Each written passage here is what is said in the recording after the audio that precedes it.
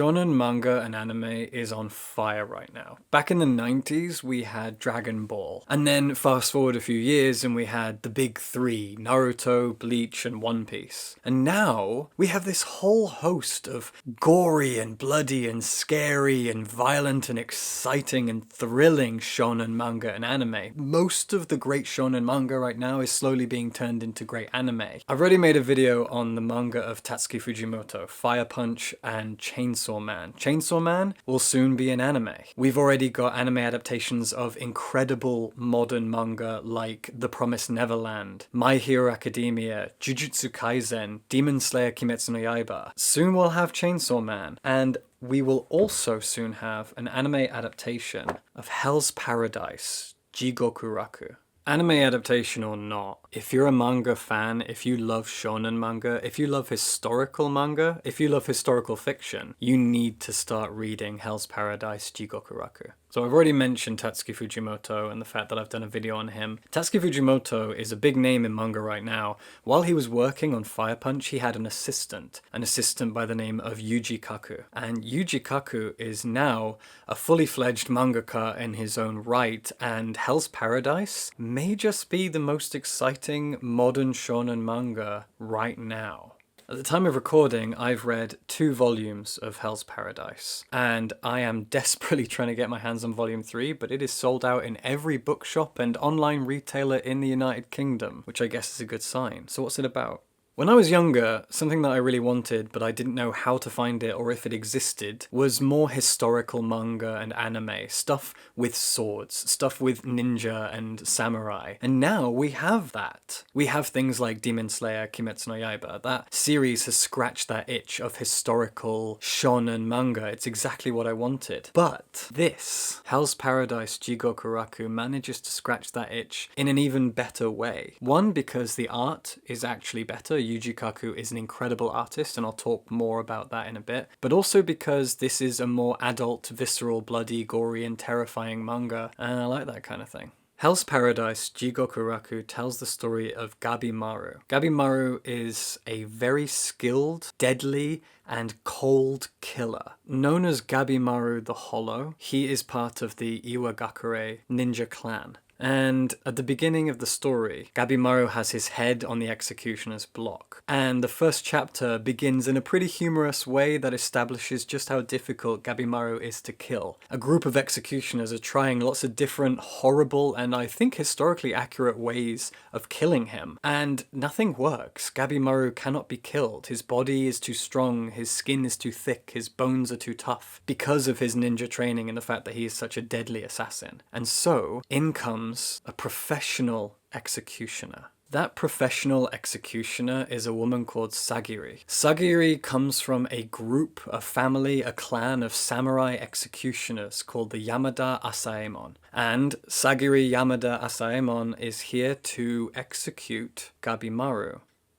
Kind of. Gabimaru argues that he has no reason to live anymore, and he wants to die. He accepts his execution, and yet he isn't dying. And so you kind of think, well, he's just hard to kill even though he wants to die. And Sagiri is savvy. She sees something in him. She sees through his lies and she figures out he actually wants to survive. Gabimaru does have a reason to live, and that reason to live is his wife. In the Iwagakure clan, he has a wife whom he loves. He tells his story and he claims he doesn't love her, that she was just gifted to him by the chief. I think she's the chief's daughter. But actually Gabimaru loves her. And Sagiri sees this, and so she reveals that she actually has an ultimatum for him. There is a way for Gabimaru the Hollow to escape the executioner's block, to earn his freedom, but it's dangerous.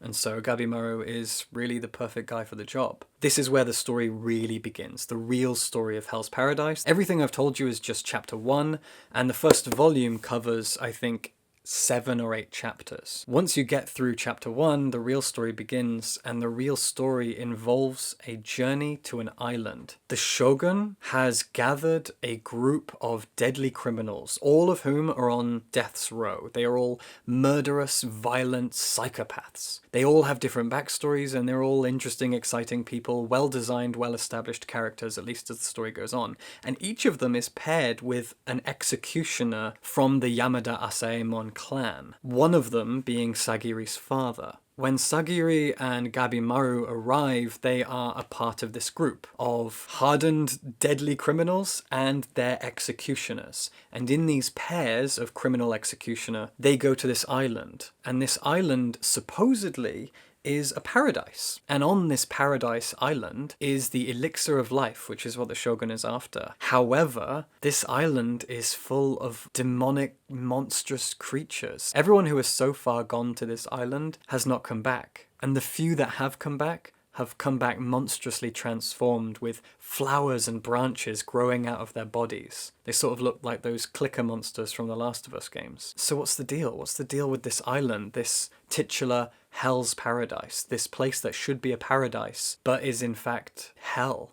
Whatever it is a central thread, a central hook that carries us through the story. So, Gabimaru and Sagiri head off to the island with the other executioners and criminals, and one of those criminals is going to find the elixir of life, and is going to return, and is going to be pardoned. And Gabimaru obviously wants that to be him so that he can return to his wife. This is where the story begins. From here, we have a series of questions. We want to know more about Gabimaru, we want to know more about Sagiri, we want to know more about the island, we want to understand the monsters that are there. It very much feels like Attack on Titan. If you've read or watched Attack on Titan, it is a series with a very, very simple beginning. You have a place that is being attacked by really creepy, uncanny, frightening, and dangerous monsters, and you have a group of heroes who are fighting them off. Where did the monsters come from? What do they want? Who's controlling them? How did all of this begin? Where are we? When are we? And these questions carry us through Attack on Titan. And what Attack on Titan has become is an iconic and incredible and beautifully well thought out story. And Hell's Paradise looks to be going the exact same way. The island and the creatures that are on it are just as captivating as the titans in Attack on Titan. The creatures that you find on this island are terrifying and mysterious. And what makes this manga even better and even more compelling is the fact that it also takes inspiration from Battle Royale, or the Hunger Games if you like. It is a place where a small group of people can happily kill each other, effectively trying to whittle down the competition so that they're more likely to get the elixir for themselves. Just like Battle Royale, there can only be one winner, and they are all equipped to kill each other. But there are also monsters. And there are also bugs, and there are also deadly things that they cannot understand. Once you get to Volume 2, the story of the monsters and their aesthetics and the way that they look and behave becomes even more exciting, because these creatures, some of them are dressed up in clothes and accessories that mirror the traditional garb of Buddhist and Taoist monks. Even though these two religions don't have much in common, Buddhism's from India, Taoism is from China, and yet the creatures on this island are dressed in those clothes, which of course begs the question, are we in heaven? Are we in some version of heaven? Or there's also kind of a Lost inspiration, if you've seen the TV show Lost. The people on this island are in a purgatory, and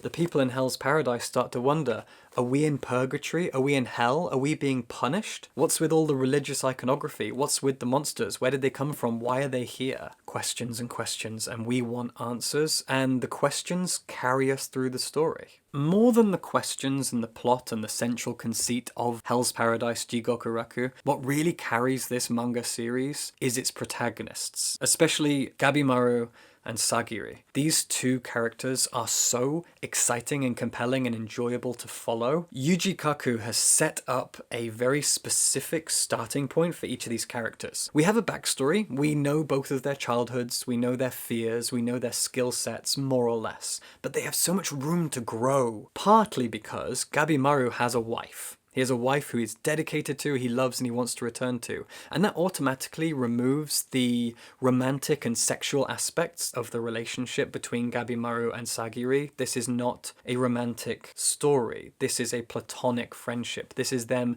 building camaraderie. They have to work together. And what helps that along even more is the fact that he's a ninja, she's a samurai. She is honor-bound. She is disciplined. She is strict and rigid. Whereas he is a tricky, dynamic, adaptive, cold, murderous killer. She has a code, he doesn't. They both have very different skill sets.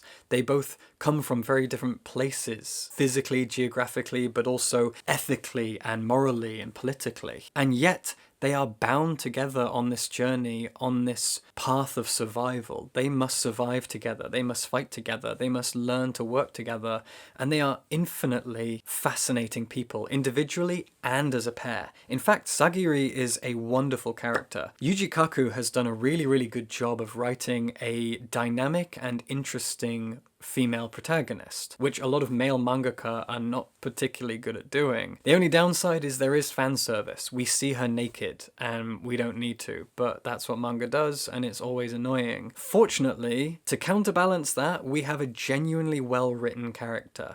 She is fighting against a patriarchal system. She is looked down on within her clan because she's a woman. In volume 2, they mention the fact that she is very low down on the Yamada Asaemon ranking only because she is a woman, and we soon come to realize that her skills actually dwarf every other man in the clan, even her father's. And so she has this something to prove mentality. She wants to find peace, she wants to find respect, and she wants to find self-satisfaction. The story of a woman trying to prove something to a patriarchal system is a pretty tired trope. What makes it more interesting is the fact that Sagiri actually seems to want to prove something to herself. Proving that she can do something for her own sake is actually more important to her than proving to the men around her, her father, the other men in the clan. It's more about self-love, self-satisfaction, proving to herself that she can do it, more than proving anything to the men. And I think that is a much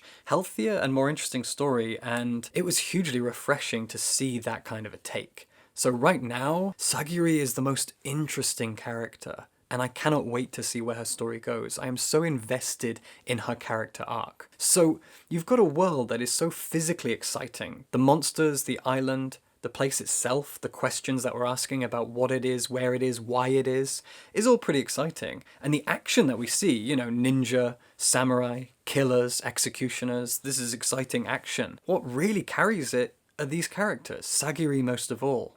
Her story is so compelling, I cannot stress that enough. It's beautiful, it's fantastic. The other thing that carries it, the other thing that makes this a must-read manga is Yuji Kaku's art. I mentioned before that Yuji Kaku was the assistant of Tatsuki Fujimoto when he was making Fire Punch. But Yuji Kaku is a superior artist, in my opinion. The art in this series is absolutely gorgeous. In my video on Tatsuki Fujimoto, I mentioned the fact that he is able to blend a kind of chaotic, scribbly, loud kind of art style with detail and precision. But Yuji Kaku is all detail. He has this wonderful skill of being able to focus in on the most minute details of a character. He's able to draw their face in the most subtle ways. You can read the quietest emotions on a character's face. All the while, he can zoom back out really far and create this amazing battlefield full of dynamic and exciting, perfectly choreographed action. He can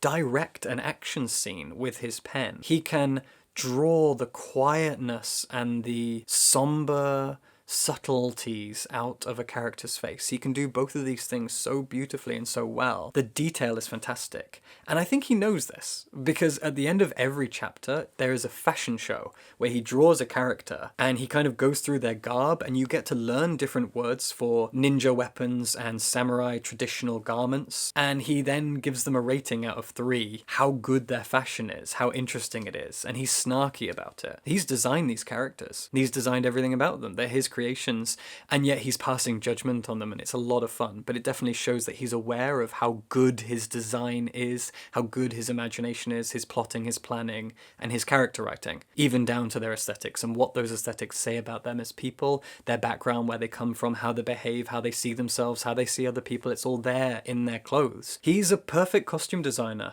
and he's a wonderful set designer, because this island is a beautiful place. The terrifying detail of these creatures, it's imagination imaginative. It screams Junji Ito in terms of how frightening it is, but it also feels like Attack on Titan because a lot of these monsters are mindless drones with sad smiles painted on their faces. It's creepy, it's eerie, it is uncanny. And he manages to do all of that so beautifully. The artwork in Hell's Paradise Jigokuraku is insanely good. My final thing that I could praise for days on end is the fact that Hell's Paradise Jigokuraku is translated by Caleb Cook. And Caleb Cook is one of my favorite, probably my favorite manga translator. He has translated My Hero Academia and Dr. Stone, amongst other manga, but those are the ones that I've read and am familiar with. And his translation skills are so good. He brings so much poetry and nuance and detail and humor and wit and sarcasm to his characters. He's just full of imagination. He's very, very good at balancing wit and intensity in his writing, and he picks and chooses his language so carefully within the dialogue. You can tell a Caleb Cook translation when you read a manga. You'll be reading it and going, this feels like it was and you check, and it was translated by Caleb Cook. He's a masterclass of a translator, and I love everything he does. And he usually picks really, really good projects because My Hero Academia is one of the best shonen manga and anime in history. And he translated that. And he has translated Hell's Paradise. So far, I don't know if it changes later, he has translated both the first 2 volumes, and his translation skills are incredible. I also really, really love historical fiction. I love Japanese history and culture. I've done a video and I've done articles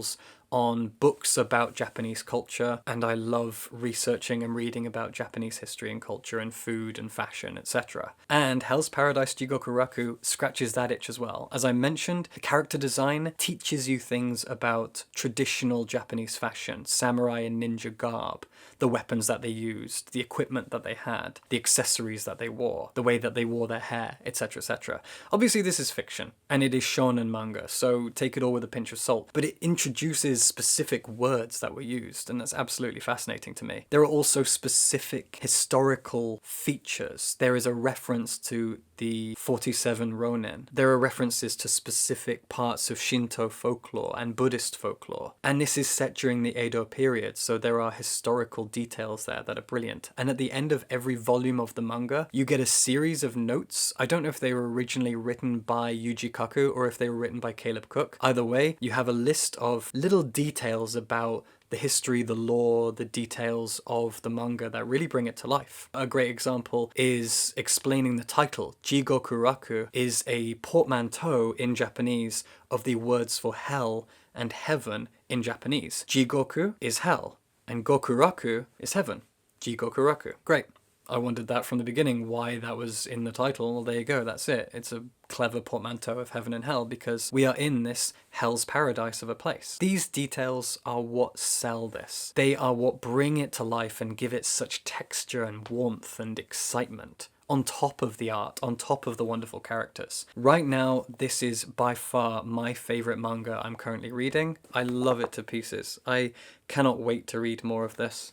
I am completely and utterly devoured by it, and I'm happy to be. I love this series so much. Alright, go read Hell's Paradise Jigokuraku. Support Yuji Kaku and Caleb Cook. Incredible writer, incredible artist, incredible translator. And subscribe for books.